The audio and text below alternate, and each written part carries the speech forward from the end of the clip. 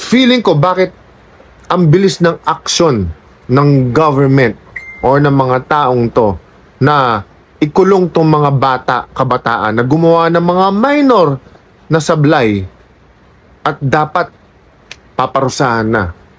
Sobrang bilis, sobrang galing. What up everybody, all my kaliyaban, this is your boy Ken Johns, also known as Mr. Mainit, at maglalabas lang ako ng mga nararamdaman ko tungkol sa mga recent issues and situation nangyari dito sa Pilipinas, guys. Everyone knows rally September 21st, alright, flood control, government, BS and all that. I'm just gonna express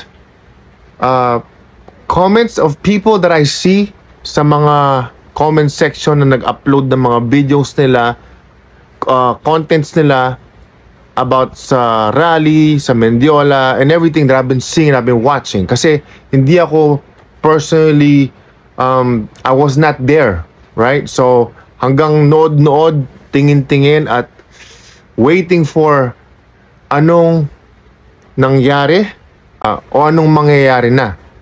So, ano ang tama, anong mali? So basically, ilang araw na rin ako since 21st ay marami akong nararamdaman. Kaya hindi sa excited anxious. You know, kung ano ba yung resulta na nangyari sa rally. Saan mapupunta yon? Ano na? Unang-una, personally, I can't really say much bad about yung mga rallyista o yung mga taong nandoon, kasi wala akong contribution. So I don't know how it feels na kung nandoon ako. So I can't say much but to be respectful and just, you know, ilabas ko na lang dito siguro yung mga gagaya ko na hindi nag-show up sa rally, na marami akong gustong sabihin pero iboboses ko na lang muna yung mga nakikita kong mga comments na sensitibo na hindi kayang sabihin out loud. So maybe I could be some kind of a voice for those people na hindi naman pumunta doon sa actual rally like myself. So sinasabi nila na actually nagiging mas divided Imbes na taong bayan against the government, nagiging divided kasi pag sabing taong bayan, iba-ibang level, iba-ibang ano yun, class A, class B, class C, kung ano man. So, kung ano yung mga naging reaction or yung mga paraan ng mga taong nagrally, kanya-kanyang ways, kanya-kanyang may class yung the way they did it at may mga jologs the way they did it. Maraming binabash of how the kids were kind of dumb or mga bobo of how they did it. Yan yung mga sinasabi ng mga tao sa mga comment section na I'm actually just seeing it, you know what? Whichever way they did it, according sa mga ibang comments, parang maganda yung mga sinasabi ng iba na at least may sumubok na gumawa ng paraan, whether kung tama o mali, kaysa sa nanood lang tayo, sumabaybay, tapos ganun magbabash pa tayo, mayabang pa tayo magsabi ng, oh, dapat ganito, bakit ginawa nyo ganyan, bakit? The fact that we weren't there to try to make a change, parang wala tayong masyadong karapatan sabihin yung mga yon, guys. Sobrang laki na nangyayari ngayon sa Pilipinas. No one knows kung meron talagang pagbabagong pwedeng subaybayan. No one really knows, but I think from the best ways and the worst ways kung paano nilang hinandle yon,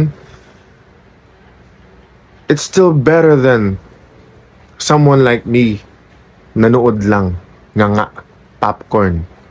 So not first, but medyo midway na ng content ko to, gusto kong magpasalamat at magbigay ng respeto sa lahat ng uri ng tao, whether if they voluntarily went there or hindi natin alam kung binayaran, kasi may mga ganong anggulo, or mga batang walang masyadong alam pero hindi nila naintindihan pero lumaban.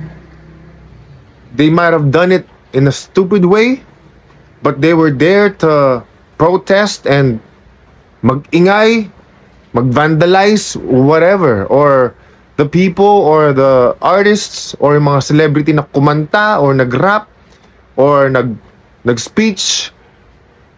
Lahat respeto for me.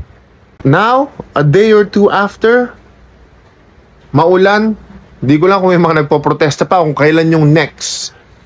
So nag-aantay ako sa mga media or mga news or kung mga vloggers kung ano na ba yung effect niya the day after or second day. And yung mga maraming nakikita ko ngayon ay some news or some TV network ay pinapakita nila yung resulta kung gaano kasama yung ginawa ng mga kabataan na najojologans. They find it like parang jolog yung pagka-handle dahil ng gulo, nag-ingay, nanira ng mga establishments, mga public and private properties na or stoplights or kung ano man.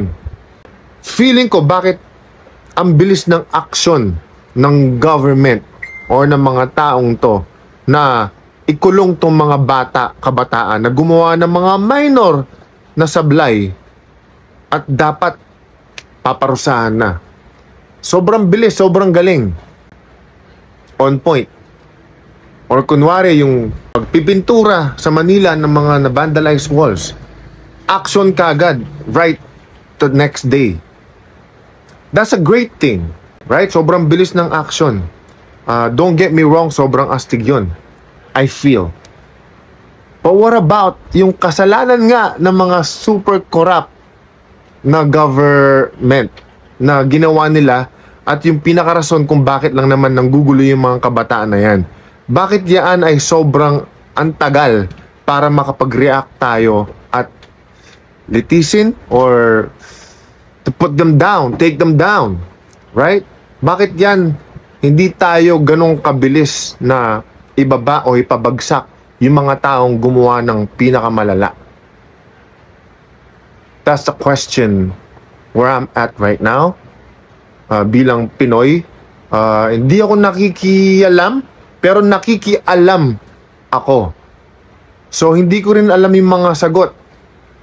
Please comment kung meron kayong masasabi sa mga katanungan ko lang din naman. So, yon. I pray for hope para sa mga kapwa kong Pilipino. Walang kulay, kaliwa, kanan, bilang Pilipino. Hindi ko man maintindihan, pero alam ko, apektado rin ako tsaka yung pamilya ko. Kaya marami akong gustong itanong din. So, if you guys have questions or suggestions, comment on the comment section. Wanna